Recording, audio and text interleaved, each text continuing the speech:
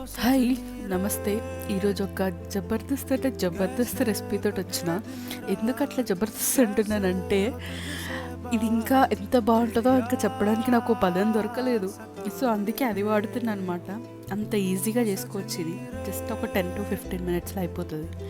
Pasta ఇక్కడ అనారోగ్యకరంగా ఏం వాడట్లేదు, మైదా వాడతాం, కానీ దాని ఆప్షనల్గా వీట్ ఫ్లోర్ కూడా వాడచ్చు.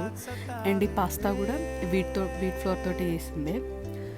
కొంచెం హెల్తీగా చేసుకోవాలి అన్నట్టు. ఇక్కడ మనం పాలు పోస్తున్నాం కదా, అది మీకు త్వరగా థిక్ అయిపోయింది అనుకోండి, మళ్ళీ పాలు పోసుకోండి.